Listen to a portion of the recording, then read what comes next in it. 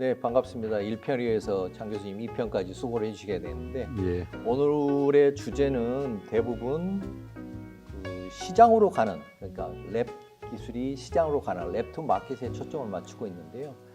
그럼 이번 시간에는 이 프로세스에 맞춰서 하나하나씩 보도록 하겠습니다.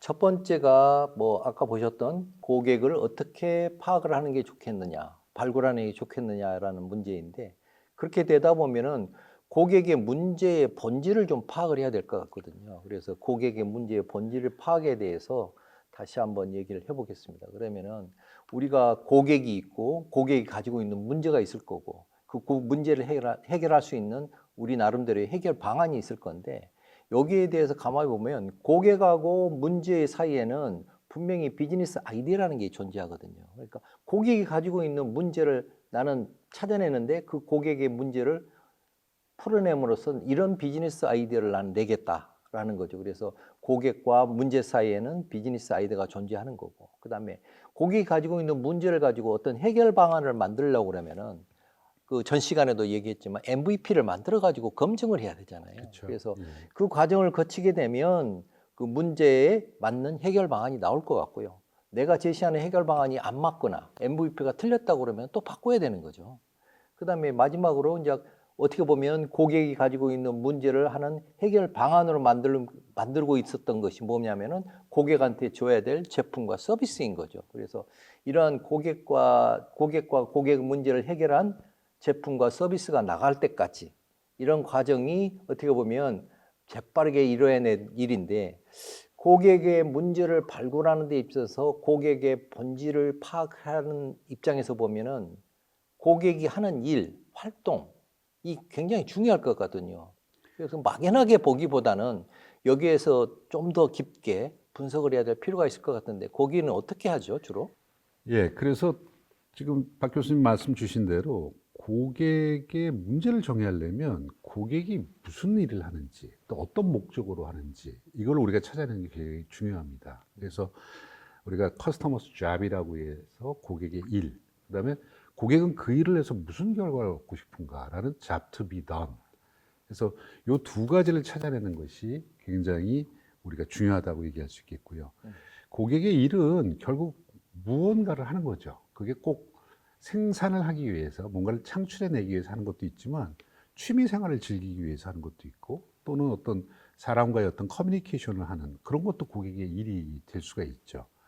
근데 이제 이런 고객한테는 여러 가지 그 일을 하는 이유가 있어요. 그게 감정적, 기능적, 사회적이라고 우리가 나누기도 하는데, 대부분의 경우는 도구를 우리가 쓰는데 일을 많이 하기 때문에 감정적, 그런 기능적 그 동기에서 많이 출발하지만, 그거보다 더 크게 의사결정을 내릴 수 있는 것은 감정과 어떤 그런 사회적 동기에서 우리가 낼 수가 있다라고 볼 수가 있죠. 그래서 이렇게 고객의 일을 갖다 진행을 하다 보면 왜 우리가 그 일을 하는지에 대한 그런 좀 케이스가 좀 여러 가지 존재할 수가 있어요. 예를 들어 이 벽에 제가 아주 훌륭한 그림을 그려서 내 어떤 개성이나 스타일을 나타내고 싶어 하는 그런 욕구가 있습니다. 근데 막상 그러기 위해서는 뭔가를 걸 수 있는 그런 그 걸쇠가 지금 필요한 거거든요. 걸쇠를 갖다 어디 이런 벽에다가 세우려고 그러면 구멍을 뚫어야 돼요. 그럼 구멍을 뚫려면 우리는 무슨 도구를 이용하냐면 드릴이라는 걸 가지고 이용하거든요. 근데 드릴을 벽에다 하게 되면 그 구멍이 뚫어지면서 먼지도 나오고 소음도 나오고 다양하게 이제 이러한 것들이 나오죠. 그래서 결국은 나는 그런 내 개성이나 스타일을 나타내고 싶은 아주 감정적 동기를 갖고 출발했는데, 우리가 실제적으로 필요한 것은 드릴을 통해서 구멍을 뚫는 거거든요. 근데 까딱 잘못하게 되면 우리는 드릴의 구멍을 얼마나 잘 뚫을까 라는 쪽에 치우쳐지는 경우가 많은 거죠. 결국은 소음도 내지 말아야 되고 먼지도 내지 말아야 되고, 그래서 뭔가 어떤 형이상학적인 무언가를 찾아줘야 되는데 기능적에 또 빠지는 그런 경우가 많고요. 특히 랩 투 마켓의 케이스에서는 실험실에서 나오는 그러한 그 기술을 사업할 때는 이 기술을 이용하면 뭐 소음이 몇 데시벨로 줄어요, 아니면 빨리 뚫어요 라는 그 드릴의 성능에 대한 얘기를 많이 하게 된다는 거죠. 근데 고객은 그거보다는 액자를 걸 수 있는 구멍을 어떻게 하면 먼지 나지 않고 소음이 적게 나고 그다음에 다시 걸었을 때 뭐 떨어지거나 이런 안전성이 좀 담보되고 하는 이런 걸 찾게 되는 거거든요. 그래서 우리는 결국은 고객이 자기 일을 할 때 무슨 결과를 얻고 싶어서 그 일을 하느냐, 그리고 그 일을 하는 도중에 현재 사용되고 있는 수단들이 무엇이느냐, 그 수단들이 현재 갖고 있는 문제가 뭔가, 이렇게 찾아나가는 것이 우리가 고객 문제를 찾아나가는 어떤 아주 제일 좋은 그 방법이라고 생각이 됩니다. 물론 이제 피상적으로 어떤 기능적인 일에 집중을 할 수 있지만 이렇게 묻고 이렇게 되물어 보다 보면 궁극적으로 고객이 하고자 하는 사회적 가치적인 일, 거기에 좀 초점이 맞춰진다고 볼 수 있겠습니다. 아주 좀 뭐 좋은 설명이었고요. 지금 어떻게 보면 이제 고객이 어떻게 지금 어떤 일을 하고 있는 사람이 고객이냐를 우리는 파악을 했는데 이 타겟 고객을 좀 구체화시킬 필요가 있을 것 같아요. 그래서 구체화시키는 방법론에 대해서 한번 교수님과 얘기를 해보고 싶은데. 예, 뭐 우리가 뭔가 사업 아이디어를 생각할 때 전 세계 사람들이 다 가지고 있는 문제를 해결하겠다. 전 세계 사람들이 꼭 필요하다라고 생각되는 거를 내가 아이디어로 찾겠다. 이러긴 상당히 좀 어렵습니다. 가장 멍청한 그 생각이 그렇죠. 내 제품은 다 써. 그러니까 누구나 쓸 거야. 그렇죠. 뭐 이런 거죠. 근데 이제 가끔씩 그렇게 모든 전 세계 60억 인구가 꼭 필요한 것들을 가지고 반 이상이 쓰는 제품을 만드는 세계적 기업이 나오기도 하긴 하는데 네. 사실 리스크가 굉장히 크죠. 그 부분에 대해서는 시간도 많이 걸리고. 그래서 우리는 고객을 좀 나눌 필요가 있습니다. 나눈다기보다는 그룹핑을 좀 할 필요가 있거든요. 그 그룹핑을 하는 것을 우리가 고객 세그먼트를 정한다라고 얘기하는데 그 고객 세그먼트를 정할 때 핵심 요소는 인구 통계 또는 심리학 또는 지리적 어느 지역 또 어떤 행동을 하는 그런 집단 또는 필요한 어떤 필요도 이렇게 좀 나눠서 우리가 얘기를 좀 하는데요. 한 가지만 만들어지는 게 아니라 그것이 몇 가지가 이렇게 뭉쳐져 가지고 자기가 하고자 하는 사업의 고객군들이 이제 형성이 된다라고 볼 수 있죠. 그 고객군 중에서도 일정한 어떤 한 사람에 대한 데피니션을 정확히 할 수 있는 우리 이게 페르소나라고 그러죠. 그렇죠. 이 예. 페르소나를 한번 정하는 방법에 대해서 한번 좀 얘기를 좀 해봤으면 좋겠습니다. 그러니까 결국은 페르소나라는 게 이제 가면이잖아요. 이게 저나 우리 박 교수님 같은 분이 있지만 뭔가 물건을 구매하거나 일을 할 때 우리가 하는 행태나 형태가 있거든요.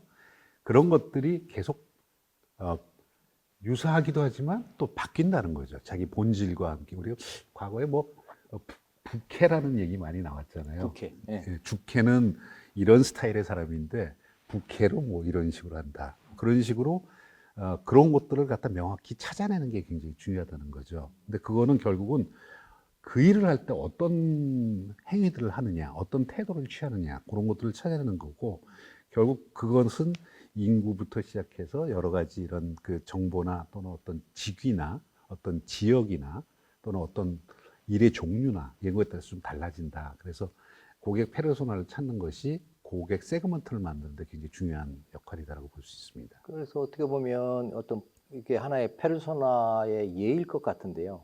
그 사람에 대해서 이렇게 특정한 뭐 박찬종, 장효향 이걸 특정한 게 아니고 가상의 인물이 지금 정해진 거잖아요. 그렇죠. 이 가상의 인물이 내가 그 지금 목표로 하는 고객이 성별은 여자이고 나이는 28세 정도 되고 직업은 이런 직업을 갖고 있는 사람들을 대상으로 할 거야. 그 이 사람의 연봉은 어느 정도고 뭐 주거 형태는 어떻게 되고 뭐 가족 구성원은 어떻게 되고 있고 여유 자금은 어느 정도 되는 거지. 너무 디테일한 것 같지만 이런 것을 꼼꼼히 체크를 해서 하나의 어떤 페르소나, 고객의 페르소나를 결정하는 게 왜 중요하죠, 이게?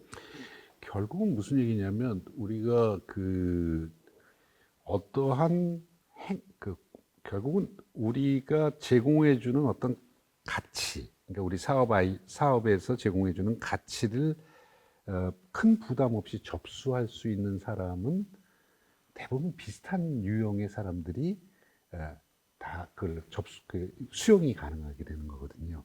그렇기 때문에 그런 사람들의 특징적 요소와 어떤 그런 뭐 다양하죠. 취미, 생활 패턴, 정보 이용 방법, 성격, 그다음에 개인적인 어떤 그런 태도, 뭐 이런 것들이 비슷한 사람들은 비슷한 어떤 그 고객군을 속에서 이게 형성되어진다. 그 뭐 아주 간략한 예로 우리가 20대 여성 그러면 우리나라의 인구가 한 5천만 되는데 그냥 이분하게 우리가 뭐 세대가 나눠졌다고 치게 되면 뭐 0세부터 100세라고 치게 되면 10분의 1 되게 되면 20대 여성이면 결국 한 500만 명 되는 20대 중에서 여성 그러면 우리가 성별이 반반이니까 250만 되잖아요. 250만을 하나의 페르소나로 묶어가지고 하다 보면 너무 다양한 요구와 문제들이 많다는 거죠. 그렇죠. 그거를 그 사람들이 같은 또 문제를 겪는다는 보장도 없고. 없고요. 그러다 보니까 이제 20대 여성 중에서 뭐 1인 가구로 부모님으로부터 독립돼서 사는 그 구성원. 그러면 우리가 1인 가구가 대략 몇 퍼센트인지 가구 수에서 나오게 되거든요. 거기 퍼센트를 곱하게 되면 250만 중에 또 작게끔 되고 이런 등등등 해가지고 점점 타겟을 좁혀나가는 수단으로서 우리가 이 페르소나를 많이 활용하게 되는 거죠. 한 가지 예를 들면 그런 경우도 있겠네요. 그래서 가령에서 그 고양이를 기르는 애완견을 기르는 어떤 20대 여성의 독고 생활을 하고 있는 20대 여성? 그렇죠. 이라고 정의하면 어떻게 되죠? 교수님 조금 정리해 보면 20대 여성 중 1인 가구로 독립해서 그 직장 생활이나 학교를 다니고 있어서 시간이 많지 않은 여성인데 1인 가구로 독립돼 있잖아요. 근데 그 여성 중에서 고양이를 키우는 사람. 그러면 이제 쭉 이렇게 깔때기처럼 점점 좀 수가 적어들어서 제가 한번 계산해 보니까 우리나라에 한 50만에서 60만 정도가 되는 것 같아요. 그러면 이제 그 부류에 있는 사람이 갖고 있는 고민을 찾아야 되는 거죠. 그걸 가지고 있는 문제를 찾아야죠. 그래서 조사를 좀 해보니까 어떤 문제가 제일 크냐면 고양이가 이 털이 잘 빠진대요. 그래가지고 그렇게 청소를 해도 하여간 옷 같은 데 보면 고양이 털이 있고 소파에도 고양이 털이 있고 음식물 그 그릇에도 고양이 털이 있고 그래서 결국 그 고양이 털을 없애고 싶은데 그 바쁜 상황에서 매일 청소할 수가 없잖아요. 그러니까 어떤 문제가 야기되냐면 본갓집 부모님한테 전화를 해서 엄마 와서 청소 좀 해주세요. 그래서 이제 그게 문제예요. 그러니까 어머는 뭐 자식이 그러니까 한두 번은 가서 해주는데 매주 와서 해달라 그러니까 결국 싸운대요. 그러니까 딸과 엄마가 싸우는 거예요. 그러니까 감정이 상하게 되고 그리고 뭐 네 멋대로 살아라 뭐 어떻게 해라 뭐 아주 점점 증폭이 되는 거죠 문제가. 그럼 어떻게 하면 이걸 그 청소를 안 하고 고양이 털을 없앨 수 있을까? 이런 데서 이제 사업 아이디어가 나오는 거죠. 그렇죠. 그래서 어떤 친구는 고양이가 그 장난감 갖고 노는 걸 좋아하니까 그 장난감에 정전기를 발생시켜 가지고 그 고양이가 장난감 가지고 이렇게 탁탁탁탁 돌아다니면 거기에 자기가 흘린 떨어뜨린 고양이 털이 이렇게 모여 가지고 그거만 싹 걷어 가지고 버리면 뭐 매번 청소를 안 할 수는 없겠지만 뭐 한 달에 한 번 정도로 청소 그 횟수를 줄일 수 있으니까 엄마하고도 굉장히 편안해지고 하는 이제 이런 상황이 벌어진다는 거죠. 그래서 그런 페르소나를 만드는 것이 결국은 타겟에서 나의 고객군의 문제와 요구를 찾아내는 수단이 된다 이렇게 볼 수 있겠죠. 굉장히 좋은 말씀을 하셨고 얘가 아주 적절했는지 모르겠습니다만 굉장히 그렇게 팍 이렇게 머리에 와닿는 그렇게 그 질문이었던 것 같고요. 그 다음에 이제 고객을 찾았으면 그 고객이 갖고 있는 아까 말씀하셨지만 애완 고양이를 키우는 사람들의 그 시장, 애완용품의 시장이라고 그럴까요?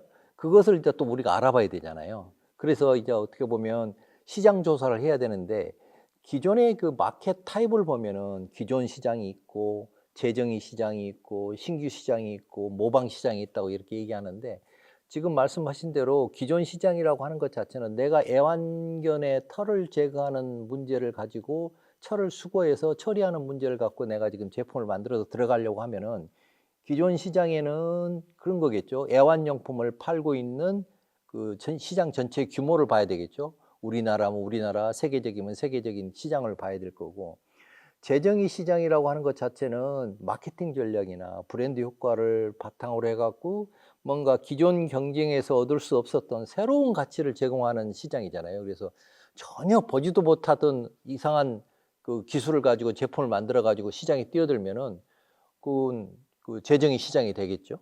그다음에 신규 시장이라고 하는 것 자체는 아무도 없는 시장이라고 해서 기회가 뭐 크다고 볼 수는 있지만 반대적으로 기회가 없을 수도 있는 거거든요. 그래서 정말 수요가 있는 거냐 없는 거냐를 파악할 때는 이게 신규 시장으로 들어갈 때 고민해야 될 것 같은 느낌이 들고요. 그다음에 모방 시장이라고 하는 것 자체는 우리나라 쿠팡이나 알리나 이런 게 전부 다 아마존의 어떤 비즈니스 모델, 온라인 쇼핑에 대해서 어떻게 보면 모방했던 시장이잖아요. 물론 이제 경쟁력은 따로 있습니다. 그 쿠팡 같은 경우는 뭐 단일 배송을 하니 당일 배송을 해줘 버린다든지, 알리 같으면은 엄청 싸게 그냥 갖다가 그냥 가격으로 경쟁력을 불어넣고 있죠. 그래서 이런 어떤 모방 시장으로 들어갈 건지에 대해서 우리가 좀 생각을 좀 많이 해봐야 될 것 같은데, 교수님은 어떻게 뭐 시장 조사를 할 때 가장 먼저 해야 될 게 뭐라고 생각하시나요? 그렇죠. 그 시장은 그 결국은 고객이 모이는 곳이 시장이거든요. 그러니까 고객이 모여 있는 곳이 시장이고, 그렇기 때문에 시장은 고객이 많이 모이는 것이 확실히 사업할 결과를 만들어내기가 우리가 유리하죠. 물론 시장과 고객이, 시장 속에 고객이 존재한다면 또 경쟁도 존재하기 때문에 뭐 나중에 기회가 될지 모르겠으나 이 경쟁을 한꺼번에 이제 고민을 해야 되는데, 시장은 크면 좋잖아요. 근데 얼마나 큰지를 우리가 알 수가 없는 거고, 과연 또 시장이 이렇게 딱 이렇게 갈라서 우리 시장은 여기서부터 여기까지야 이렇게 하기가 좀 어려운 게 많죠. 관련되는 산업이 뭉쳐서 같이 시장을 형성하는 경우도 있기 때문에요. 그래서 우리는 그거를 탐샘 솜이라는 이런 세 가지의 어떤 영역으로 나눠서 우리가 구분을 하게 되는데, 탐은 글자 그대로 전 세계적으로 우리가 전체적으로 만약에 뛰어들어가서 사업을 한다면 어느 정도 크기의 시장인가, 그걸 우리가 전체 시장을 탐이라고 얘기를 하고, 탐 중에서 우리 제품이 주가 되게 팔리는 그런 그 시장, 우리가 제공하는 어떤 그런 솔루션이 그 가장 중심이 되는 그런 쪽을 우리가 유효 시장이라고 해서 이제 셈이라는 표현을 쓰게 되고, 그다음에 이제 솜이라는 건 뭐냐면 내가 진짜 들어가서 한번 고객들을 나의 고객으로 만들 수 있는 시장의 규모가 어떻게 되냐. 뭐 어떻게 본다면 이제 솜은 제일 작고, 셈은 그 다음 크고, 탐은 이제 전체적으로 크는데, 적어도 이러한 시장이 어느 정도 적절한 레벨을 갖춰줘야, 그래야 우리가 자원을 투입해서 뭔가의 결과를 만들 때도, 또는 이러한 시장이 또 적절하게 성장해 줘야, 그래야지 기업이 영속적으로 확대해 나갈 수 있다, 이렇게 볼 수 있어서 이 시장을 들여다보고 조사하는 것은 굉장히 중요한 그런 그 우리가 사업 추진에 있어서 필요한 거다라고 볼 수 있습니다. 그렇죠.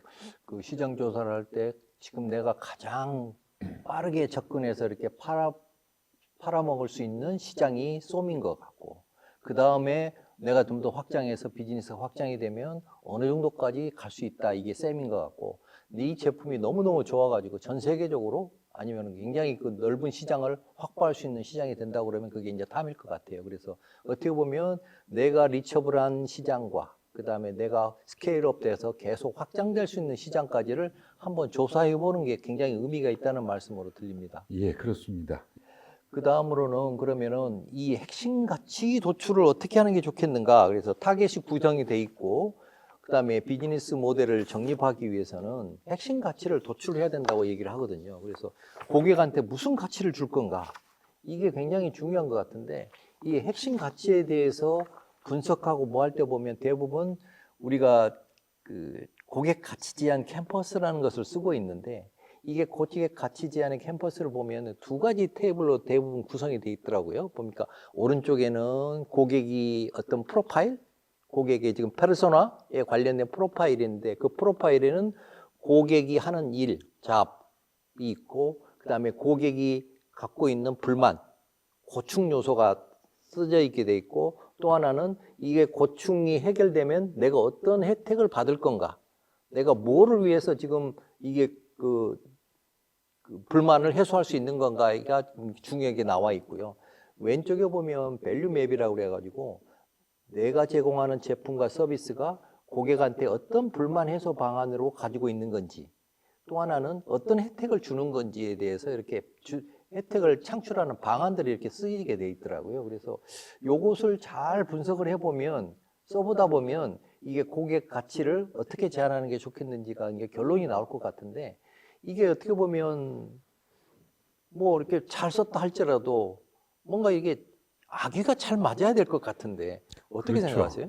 결국은 이제 조금 전에 박 교수님 말씀 주신 대로 고객이 자기 일을 하면서 뭔가 기존에 자기가 얻었던 결과보다 더 큰 결과를 얻을 수 있다. 우리가 이제 개인이라고 표현하죠. 그다음에 자기 일을 하면서 정말 힘들고 귀찮고 어렵고 이런 것들의 문제를 해결해 주게 되면 결과는 같더라도 굉장히 일하기가 수월해지는 거죠. 그러니까 결국 이제 시간이 세이브된다든가 어렵게 공부할 필요가 없다든가 뭐 이런 쪽의 그런 형태가 나오는 거죠. 결국 고객의 혜택과 고객의 문제가 정확히 정리가 되고 그거 혜택을 줄 수 있는 수단이 무엇인가가 딱 맞아 떨어져야지 이게 누가 보든지 간에 이런 수단이 내가 좀 더 혜택을 얻을 수 있는 이거를 해낼 수 있구나 라는 걸 찾을 수 있는 거고 내가 가지고 있는 이 문제를 해결해 주는 또 수단이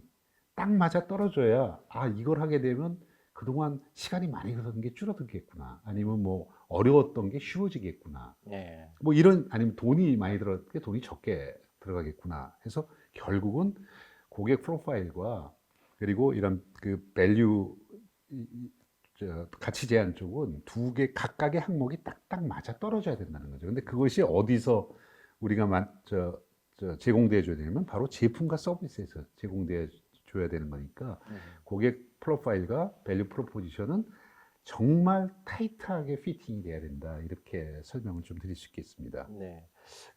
이렇게 우리가 그 창업을 하는 창업 학생들이 제일 이걸 써보면서 이 고객 가치 제한 캠퍼스를 써보면서 제일 헷갈려하는 게 뭐냐면 오른쪽에다가 고객이 하는 일을 적었고 고충과 불만 요소를 적었고 내가 이것에서 얻을 수 있는 혜택을 다 적어놨는데 제품 서비스와서 똑같은 또 항목이 또 있거든요.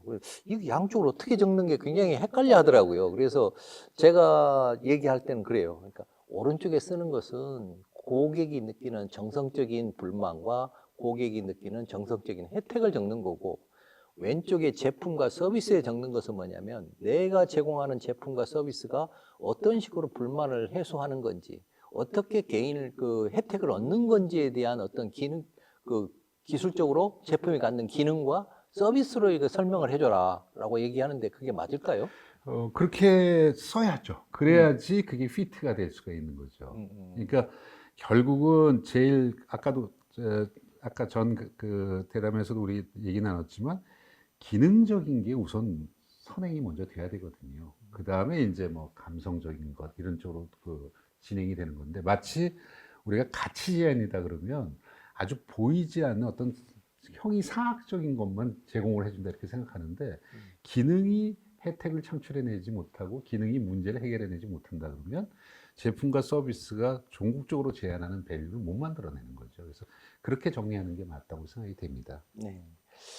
그러면 지금까지 고객을 발견하고 고객의 문제점을 분석을 해서 내가 어떻게 고객이 받고 있는 불만을 해소할 거고 내가 고객이 얻어야 될 개인을 어떻게 혜택을 어떻게 만들 건지에 대한 그 제품 서비스적인 측면까지 다 검토를 했는데 실제로 이것은 이제 검토 과정인 거고요. 실제로 이걸 갖고 내가 비즈니스를 시작하기 전에는 우리 그 비즈니스 모델을 디자인을 해봐라 라고 해서 이제 뭐 많이 그 학생들한테 이게 숙제도 주고 한번 해보라고 이렇게 권하기를 하는데 이 비즈니스 모델이라고 하는 것 자체가 지금 비즈니스 모델 캠퍼스죠. 어떻게 보면 그렇죠. 스티브 랭카가 얘기한 대로 9블럭을 갖고 있는데 이 9블럭을 보면 아주 잘 만들어 놓은 것 같아요. 그래서 오른쪽에 보면은 고객 세그먼트, 우리가 발견한 고객 세그먼트를 적고 그 고객한테 어떤 가치 제안을 할 건지에서 가운데다 넣고 이 가치 제안과 고객 세그먼트가 어떤 고객하고의 관계가 있는 건지 그다음에 이걸 어떻게 고객한테 전달해 줄 수 있는 채널이 있는 건지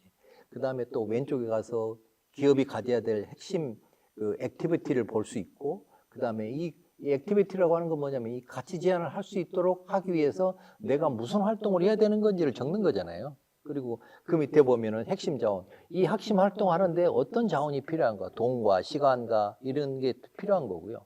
그 다음에 핵심 파트너라고 하는 것 자체는 나 혼자 할 수가 없으니까 누구랑 같이 한다든지 이런 것을 적어야 될 것 같고 이렇게 적다 보면은 여기에 핵심 활동을 하는데 핵심 파트너십을 갖는데 핵심 자원을 갖는데 들어가는 비용이 있을 거고 그 다음에 오른쪽에서 고객한테 가치를 제안해서 내가 얻는 수익이 있을 거고, 이것이 이렇게 한 캔버스 내에 9블록으로 이렇게 잘 적응하도록 돼 있어요. 그래서 이것에 대해서 한번 한번 다시 한번 그렇죠. 예, 말씀을 해주시면 어떤? 우리가 비즈니스라고 하면 결국은 고객이 원하는 무언가,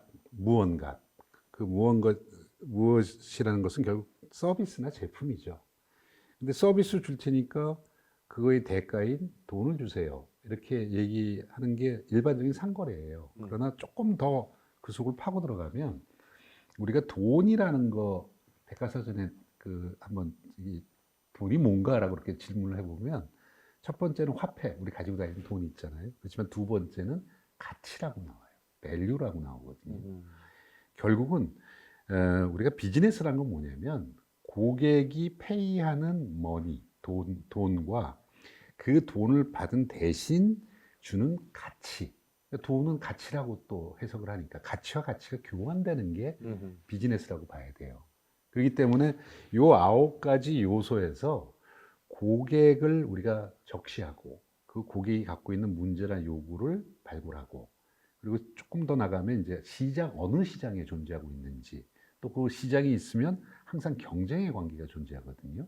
그 내용을 이제 오른쪽 고객 세그먼트에 써야 되는데, 보시다시피 사람이 이렇게 하나 그려져 있고 뭐 쓸레니 칸도 좀 작잖아요. 그래서 보통 비즈니스 모델을 한 장에다가 요약을 하지만 각각의 그런 팩터들, 요소들을 설명하는 어펜딕스가 뒤에 많이 붙어요. 그래서 제가 경험해 본 비즈니스 모델 개발의 어떤 결과로 놓고 보면 앞에는 이렇게 9가지 요소가 이렇게 요약돼서 정리가 되어 있지만 그 뒤에 각각의 요소를 설명하는 자료들이 굉장히 어펜딕스로 붙는다는 걸 먼저 전제를 하고, 고객과 그 다음에 밸류는 서로 교환을 시켜야 되잖아요.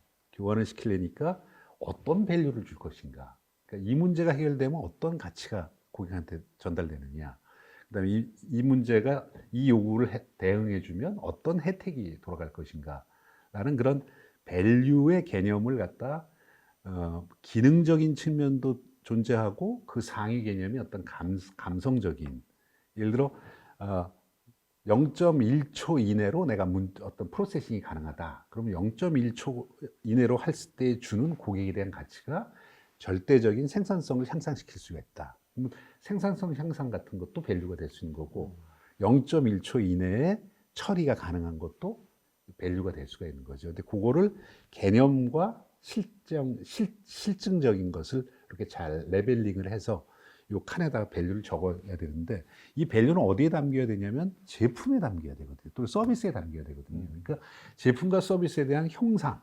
기능, 특징, 성능 이런 것들이 또 정리가 돼야 돼요. 그것도 뒤에 어펜딕스로 붙이는 거죠. 그럼 고객이 정의가 됐고 밸류가 정의가 됐으면 이걸 고객한테 전달해야 되잖아요.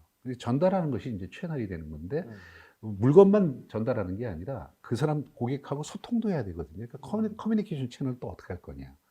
어떤 나의 그런 그 제품과 서비스의 전달은 어떤 채널로 할 거냐 해서 채널도 몇 가지로 이렇게 정리를 해서 또 뒤에 어펜딕스가 붙는 거고, 그렇게 만든 고객을 또 계속 유지하고 또 확장시키고 이러려면 어떻게 할 것인가가 고객 관계인데, 그것도 또 어펜딕스가 나오고, 그래서 결국 요 오른쪽에 있는 4가지를 통해서 이 비즈니스가 이루어지는 거예요. 비즈니스가 이루어지는 것은 물건을 팔고 그에 대한 대가를 받으니까 대가를 쭉 모아놓은 게 우리가 레비뉴라고 얘기하거든요. 그래서 그 오른쪽 밑에다 적는 거고. 그래서 왼쪽은 이 밸류를 담긴 제품을 만들기 위해서 해야 되는 활동, 자원, 그다음에 누구랑 파트너를 할 건가. 근데 이건 다 뭐냐면 돈 들어가는 일이거든요. 그러니까 그림에 있는 것처럼 청구서가 쭉 이렇게 있는 거죠. 그래서 어떤 항목으로 돈을 내가 쓸 것인가 이렇게 정리하면 왼쪽에 있는 3개의 결과가 코스트가 이제 스트럭처가 만들어지는 거고, 오른쪽에 있는 4개의 활동의 결과로 레비뉴가 만들어져서 전체 9가지로 캔버스가 이루어진다, 이렇게 설명할 수 있겠죠. 우리가 이제 방금 전에 봤던 그 가치 제한 캠퍼스라고 하는 거 있잖아요. 그 가치 제한 캠퍼스에 오른쪽에 고객 프로파일이 있었고 왼쪽에 제품과 서비스가 있었는데, 어떻게 보면 이 오른쪽 상단에 있는 이 4개 블록을 좀 더 디테일하게 볼 수 있는 게 밸류 프로포지션 캠퍼스가 아닌가 싶은 생각이 들어요. 그렇죠. 예, 그러니까 결국은 이런 비즈니스 모델을 작성해 나가는 경우는 큰 개념을 정해놓고 디테일을 하나씩 만들어 나가면서 종국에는 나중에 그걸 근간으로 이제 고객과 수입은 어떻게 할 거냐, 조직의 활동과 비용을 어떻게 쓸 거냐, 이렇게 해서 결국은 가치 제한이라는 가장 중요한, 뭐 가치 없는 그 제품과 서비스를 써야 될 이유는 없잖아요. 암만 고객을 명확하게 적시했다 하더라도 이 고객이 뭐 반드시 내가 해결해야 될 문제였다, 어떤 요구였다는 것은 마스트 해브가 되는 거고, 뭐 있으면 참 좋겠다, 뭐 나이스 투 해브가 되는 거고, 그다음에 뭐 있어도 되고 굳이 있을 필요 있을까 하면 돈 케어, 그 세 가지 구분으로 나누거든요. 암만 정확히 우리가 고객의 마스트 해브를 찾았다 하더라도 그것을 가치를 담지 못한 제품과 서비스를 못 만들어 드린다면, 그러면 결국은 이게 이제 고객과의 피팅이 잘 안 된다라고 얘기할 수가 있겠죠. 궁극적으로 우리가 창업에 대한 어떤 아이디어부터 시작을 해서 이렇게 제품의 서비스까지 쭉 살펴보면서 비즈니스 모델까지를 봤는데, 가장 중요한 게 뭐냐면은 고객을 발견하고 고객한테 가치 있는 제안을 해서 고객이 이걸 사가지고 쓸 수 있도록 하면 우리한테 돈이 들어올 거고, 그 돈을 가지고 다시 한번 또 우리가 생산 활동을 할 수 있는 어떤 전체적인 비즈니스 모델이라는 것 자체가 워킹을 해야 되는 거잖아요. 그렇죠. 워킹하는 게 중요한 건데, 어떻게 보면 그 비즈니스 모델 캠퍼스의 그 9블럭을 이렇게 반으로 딱 가르면, 밸류 프로포션에서 반으로 딱 가르면 오른쪽은 고객하고 내가 거둘 수 있는 수입인 것 같고, 왼쪽은 내가 어떤 조직 활동을 하거나 메이킹을 하는데, 메이킹 프로덕트를 하는데 들어가는 어떤 비용이나 이런 걸로 볼 것 같아요. 그래서 우리가 판단할 때 뭐냐면, 이쪽에 오른쪽에 있는 그 고객과 수입 측면에서 가장 중요해야 되는 것은 가치인 것 같고요. 핵심 가치인 것 같고, 조직의 활동과 비용에 대해서는 효율성이 중요한 것 같아요. 실질적으로. 예, 뭐 지금 말씀 주신 대로 가치가 있는 것을 얼마나 효율성이 있다는 것은 결국은 적은 자원을 투입해서 만드는 거거든요. 그러니까 가치 있는 거를 적은 자원을 투입해야 우리가 받아들이는, 남는 것이 많다, 이렇게 얘기를 할 수가 있어서, 바로 이제 그 우리가 수용 가능성, 실현 가능성, 생존 가능성이라는 세 가지 측면에서 비즈니스 모델은 굉장히 중요한 의미를 갖게 되거든요. 그래서 오른쪽에 있는 건 뭐냐면, 고객이 내 물건을 사줘야 되니까, 내 서비스를 갖다 이용해 줘야 되는데 그럴 가능성이 얼마나 높은가를 오른쪽에 표현해 주는 거고, 왼쪽은 그거를 구현해낼 수 있는 우리가 역량이 있어야 되고, 또 만들 때 누구보다 경쟁력 있게 효율적인 적은 자원으로 만들어내야 되는 거죠. 결국은 오른쪽이 왼쪽보다 더 큰 그 숫자로서 표기가 돼줘야 밑에 이 레비뉴 스트림과 코스트 스트럭처에서 부등호가 레비뉴 스트림 쪽이 커져야지만 계속 돈이 남는 거잖아요. 생존 가능한 그러니까 거죠. 생존이 이제 가능해지는 거죠. 그래서 영속할 수가 있다. 그래서 수용 가능성, 실현 가능성, 생존 가능성을 다 한꺼번에 표현할 수 있는 아주 좋은 수단이다, 이렇게 볼 수가 있는 거죠. 네. 알겠습니다. 여기까지 이제 비즈니스 모델을 알아봤는데, 이제 학생들한테 이제 실질적으로 학생들이 사업 계획서를 만들고 아이디어를 가지고 사업 계획서를 만들어서 각종 창업 경진 대회를 막 나가고 막 그렇습니다. 그리고 이게 창업이 가능한 건지, 아이템을 어디가 누구하고 이렇게 한번 경쟁도 해보고 어디 가서 발표도 해보고 하는데, 거기에 들어가는 양식들이 대부분 좀 다르긴 하지만 기본적인 흐름은 여지껏 얘기해온 것을 종합해서 봤을 때 문제점, 그 다음에 이것을 어떻게 스케일업 할 건지, 해결할 거, 솔루션을 해결할 건지, 그걸 어떻게 스케일업을 해갈 건지, 그 다음에 이걸 만드는데 우리 팀은 이렇게 구성이 돼 있어요라고 해서 이렇게 가서 대부분 경진대회 사업 계획서를 내더라고요. 그래서 그렇죠. 거기에 대해서 한번 학생들한테 팁을 줘야 될 것 같아요. 예. 비즈니스 모델이 만들어지면 다 끝났으니까 이제 나 사업하면 된다, 개발하면 된다, 이거는 아닌 것 같아요. 왜냐면 비즈니스 모델은 방향을 정하는 거예요. 우리가 이런 방향으로 이런 제품과, 아까 어펜딕스가 계속 뒤에 붙는다 그랬죠. 그 붙은 어펜딕스를 가지고 이제 계획을 세워야 되는 거죠. 그 계획을 세우는 거를 우리는 비즈니스 플랜을 수립한다, 사업 계획을 작성한다, 이렇게 얘기하는 거고, 그 계획을 세울 때는 크게 한 4가지로 나눠서 얘기하는 게 좋다. 조금 전에 박 교수님 말씀 주신 대로 어떤 문제를 인식했냐, 그다음에 그 문제를 해결하기 위해서 나는 어떤 솔루션을 이렇게 만들어내겠다. 이렇게 이제 문제와 솔루션이 잘 맞아 떨어져 가지고 그렇게 해서 하나의 그 완벽한 그런 그 이 계획이 세워졌으면 그럼 어떻게 그걸 이제 사업으로 엮어서 고객을 내가 찾아내고 고객을 늘려나가고 그다음에 그 사람들에게 내 솔루션을 설명하고 아니면 등등의 사업화 플랜이 필요하다는 거죠. 그걸 우리가 스케일업을 한다라고 얘기를 하고요. 근데 이 모든 것들은 다 사람이 하는 거거든요. 그러니까 문제를 찾고 솔루션을 만들고 스케일업을 할 때 어떤 사람들을 가지고 하느냐 이제 이게 전반적인 얘기가 되는 거죠. 다시 한번 정리하면 문제는 해결하고자 하는 생활 속의 불편함하고 문제점이 뭐냐는 거죠. 결국 자기가 사용자가 돼가지고 한번 그런 걸 찾아보는 거예요. 어떤 그 사람들의 집단들이 이걸 사용할 때 이런 문제가 있을 것 같다. 아까 잠깐 예를 들었지만 혼자 20대 여성이 회사 다니면서 학교 다니면서 그 혼자 고양이를 키우고 있었을 때 어떤 불편함이 있을까를 자기가 직접 그런 나이대에 그런 케이스가 돼가지고 고양이를 키웠을 때 이게 이런 어떤 문제가 있을까를 막 찾아내는 거죠. 그리고 지금은 이런 수단이 존재하지 않는데 야 이런 거는 왜 없어? 라는 그 절실한 니즈를 또 뽑아내는 거예요.